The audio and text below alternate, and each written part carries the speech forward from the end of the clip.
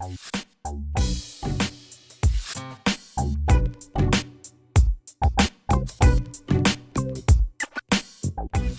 everyone. Welcome to HR Bytes, a podcast and video series to bring you stories of everyday people who are driving digital transformations in their organizations, data driven and future fit digital HR leaders. This is your host, Jay Polaki, and today's guest is Julie Turney. Julie is an HR influencer and has over 15 years of experience in HR. And she's also the founder of HR at Heart Consulting in Barbados and hosts the popular HR Sound Off podcast. Welcome to HR Bytes, Julie, and I'm so happy to have you on the show today. Could you please provide our listeners with a brief introduction about your work and your current role and your HR at Heart Consulting? Hi, Jay. Thank you so much for having me on your show today. I really do appreciate it.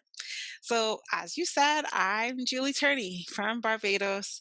I am the CEO and founder of HR Heart Consulting, which is an HR for HR support company. So I coach HR professionals and help them to be the champions that they really are from within and discover who that is and live intentionally in their purpose. I am a podcaster. I am an HR disruptor. I believe that it's important that we use technology, yes, to help us progress and grow as we go into understanding what the future of work looks like. But I also believe that we still need to be human because we are working with people. So I'm strongly about ensuring that people bring their human to work. Absolutely, absolutely. And it's so important today, right? Especially after we've been forced basically by this pandemic to be front and center during the past 9 months, especially with the Absolutely. massive shift to the remote workforce. And, digital transformation in HR is now more a necessity than just good to have kind of um, Yes. a scenario right now. And I've been talking to a lot of HR leaders over the past year, and we've been asked to be kind of the business first, people first, digital HR leaders. And amongst all of these strategies, the digital first strategy is really very upfront and center because of the pandemic. How do you Mhm. think this pandemic has fast forwarded adoption of our HR technology in companies and in companies that you work with? I think that we've had to really make a rapid shift, right? Especially when you consider that for the most part, we are now starting to come into this hybrid phase of how we work. So, some people working from home, some people going to the office. But if you're still on lockdown, wherever you are in the world, you have to manage your people from home. And so, with that comes its challenges, which means that digital transformation has become front and center. How do you manage that? And one of the things that happened for us in the Caribbean is that for sure a lot of people figured out what Zoom was at the start of the pandemic. So if they didn't know before, they fast figured out what it was and how to make it work. But then the need for other technologies to move your business along, there was no way you were able to get in the office and actually go look at physically an employee file. So how did you digitize that and move your organization into the next phase of transformation in terms of digitizing your personnel records and stuff like that. So, absolutely, we've had to make a huge shift. For some of us, it has been a trial by fire. Uh-huh. And for some of us, not so much so, but it really has been a difficult time to make these transitions with minimum time and planning and strategizing to get it done. Absolutely. This pandemic has definitely forced our hand to make sure that not only do we adopt this new technology at warp speed, but that we adapt to it at warp speed, right? It's Yes. both an adoption and an adaptation going on at the same time. Hmm. And digital natives probably find it easier, but there's so many of us in HR who find it hard to grapple with technology. Excel spreadsheet itself is a Exactly. monster for us to handle sometimes, Mhm. right? Mhm. I agree. and It really and is. absolutely, and especially in organizations when it comes to technology adoption, there's so many moving parts, and a lot of times our HR leaders have to kind of bank on their social capital, their network within the organization, to get the budget and the resources to Mhm, adopt new technology. mhm. What role has your social capital, or your connections within the organization, played in generating and scaling innovation in your HR department in the past, and how has it changed now? So previously, it was a fight to get certain things put on board because it was always, HR is this big cost center, but what do we get out of it in return? But ultimately, then you realize as you're going through this particular situation, a global pandemic, you're going to have to make certain investments in order for us to be able to move things forward and to keep the organization running at a particular speed or a particular pace.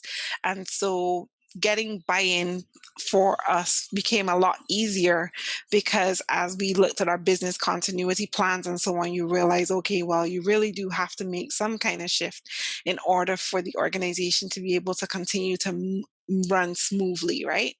For HR at Heart, it's a little bit different. We are a very small boutique firm. Um, and because I sit right here at the helm of it all, it's very easy for me to look at different technologies and see what works. But where I have found great support is in my HR community and persons like yourself, Jay, Thank and you. others who are specifically dealing with technologies to be able to provide great advice on what technologies we can implement that are not that are cost effective, won't break the bank for us as small businesses, but we can still get stuff done. So yeah, we've had to make a huge shift, but we're getting there. That's a very interesting perspective, because a lot of folks do not think of HR consultants as tech savvy unless they Mm, present themselves that way, right? But then, we do engage in a lot of technology in HR, and mhm. we've adopted and adapted over the years. It's just that we've lacked the support within an organization to adapt faster and adopt faster. Yes. So, what's one piece of advice you have for HR professionals who are looking to adopt or learn new technology? I would say first and foremost, I believe in the power of community, as I said to you before. So I would say the easiest place to find people who know what they're talking about is LinkedIn. Go find those people, follow them, connect with them, have calls with them, find out what they're using, what works, what doesn't work, because you're not alone. And then make sure that you are staying on top of these things by reading. I do look at a lot of I listen to a lot of podcasts, but I also look at a lot of magazines, digitally, it's like Inc.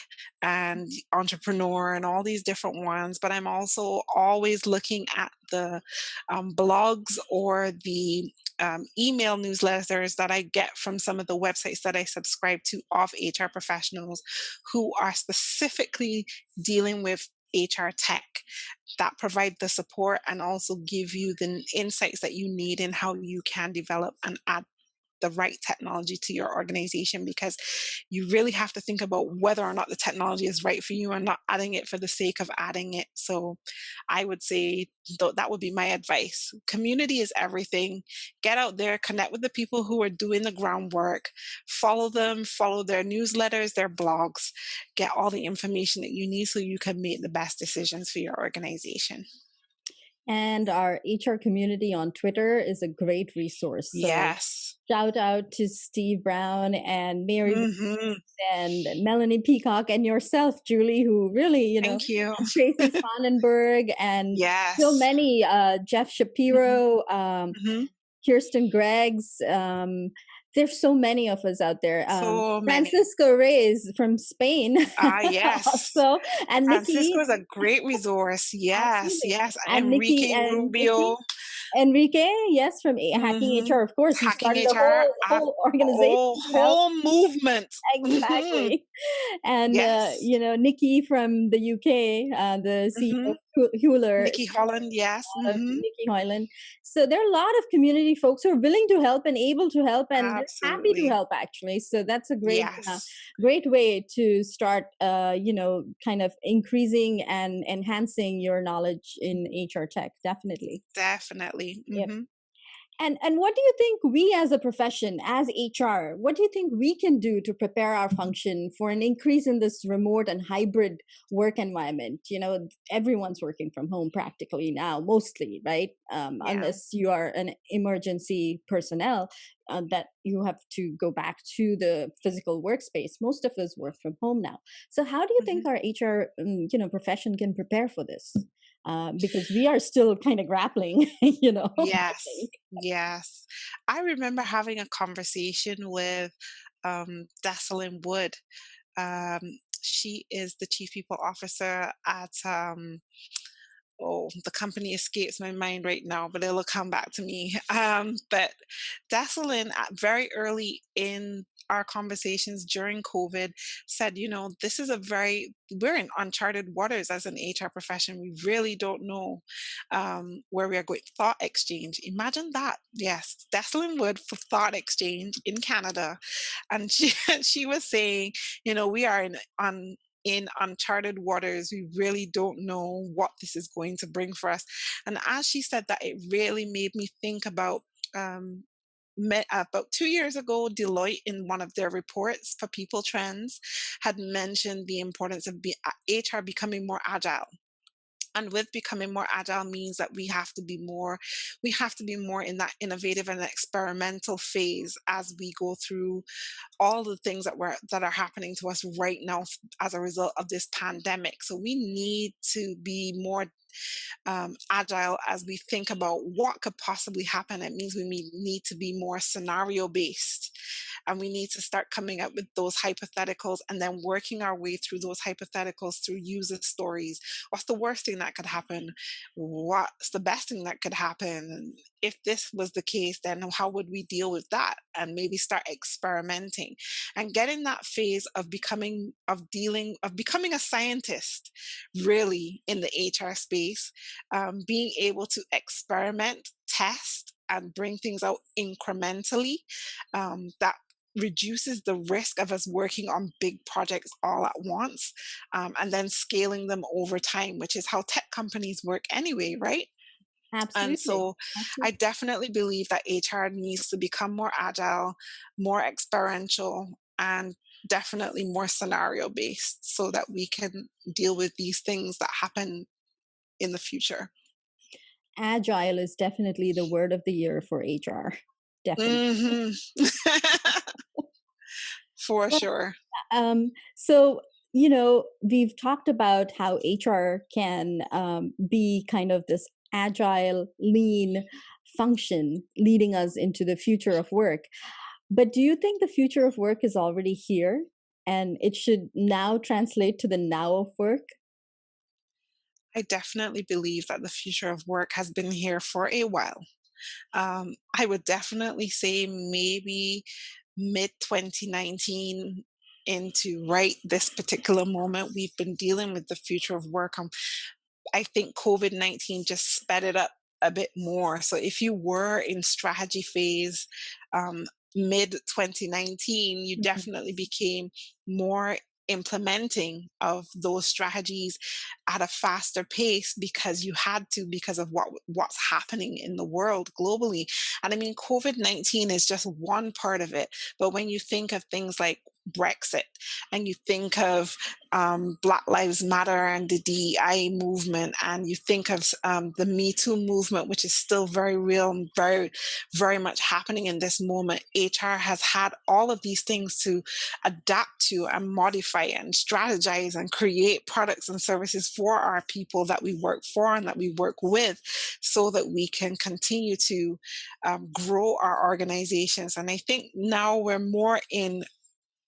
we came out of crisis mode and we're in survival mode, but now we need to shift to thriving. And how do we thrive in this whatever this hybrid of work is going to be, we now need to start thriving and thinking very much about how we're going to continue to move things forward so that the people we work with and that we work for can continue to be the best that they are and be okay with bringing their human to work.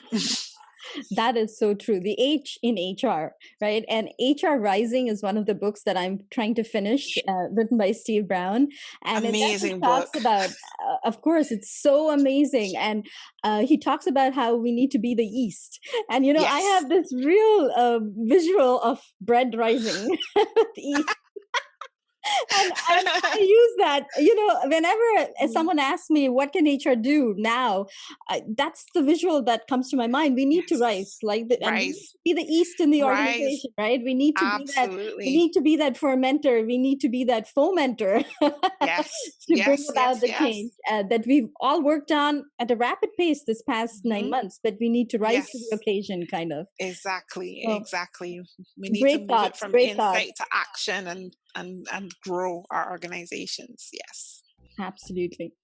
So Mhm. that brings us to the fun part of our interview today. And I'd like It was to, fun all along. well, this is more fun.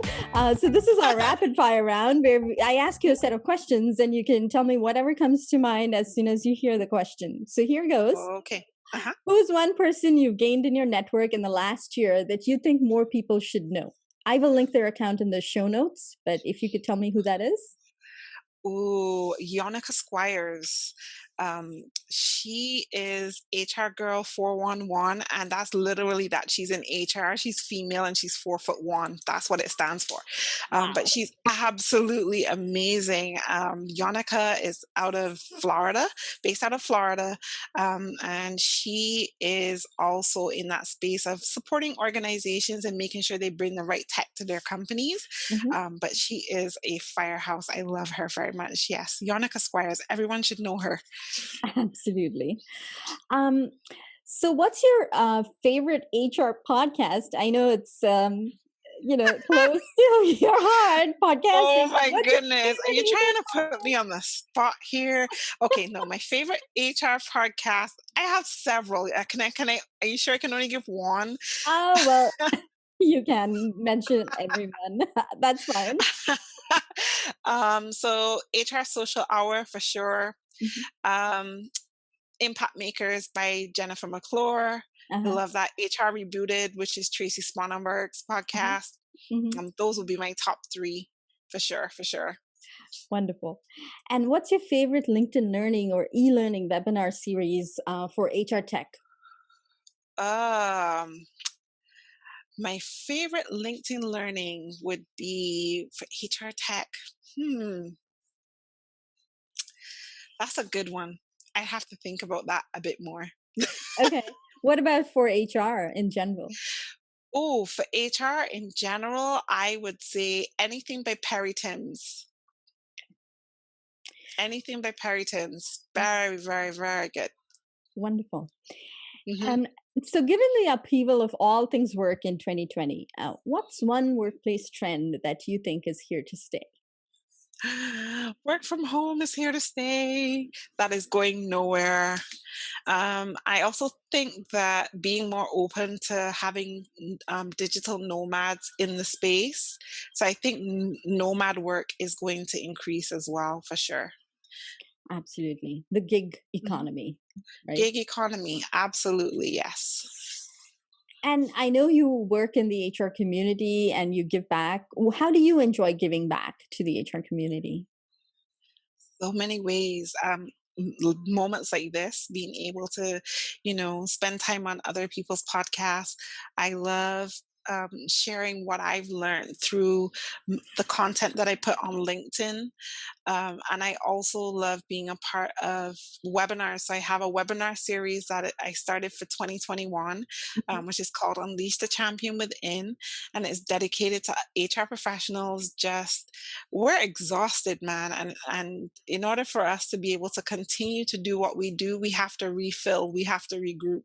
And so this podcast series is going to be one every month. The first one is tomorrow, and that is how to reignite your HR mojo. because I know you're tired.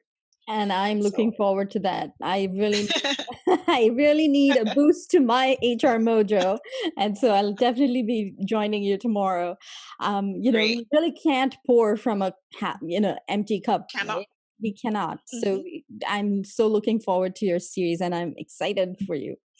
So Thank thank you you. so much for being here today, Julie. I've learned a lot from you over our interactions, and now through your sharing of your thoughts. And I'm sure Hmm. everything you've said today will definitely resonate with our audience throughout the world.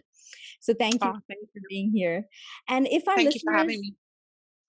if our listeners would like to connect you, what's the best way for them to reach you, Julie? Online. LinkedIn. LinkedIn is the best way to find me, but I'm on every social media platform um, as I am Julie Turney, which is just I am, and then my name, Julie Turney. But LinkedIn is where you find me the most. Yeah.